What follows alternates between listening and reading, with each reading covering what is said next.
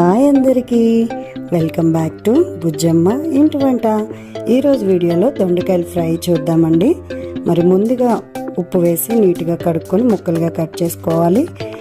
సన్నగా ముక్కలు కట్ చేసుకుంటే ఫ్రైకి బాగుంటుంది. ఇలా ముక్కలు కట్ చేసుకొని ఆయిల్లో వెల్లుల్లిపాయలు వేసి, అలాగే పోపులు వేసి, పచ్చిమిర్చి, ఆనియన్స్ అన్నీ వేసి బాగా ఫ్రై చేసుకోవాలి. కొంచెం ఉప్పు పసుపు వేసి దగ్గరికి మగ్గించుకోవాలి.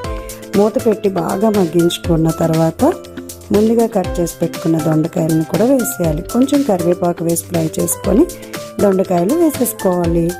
ఇలా వేసుకొని బాగా మగ్గిన తర్వాత కారం వేసుకొని కొంచెం ధనియాల పొడి కూడా వేసి బాగా కలుపుకొని మూత పెట్టి మగ్గించుకుంటే తయారైపోయింది. ఇంతేనండి, చాలా బాగుంటుంది. వేడి వేడి అన్నంలో వేసుకొని తినండి. Thank you. ఇలాంటి వీడియోస్ కోసం సబ్స్క్రైబ్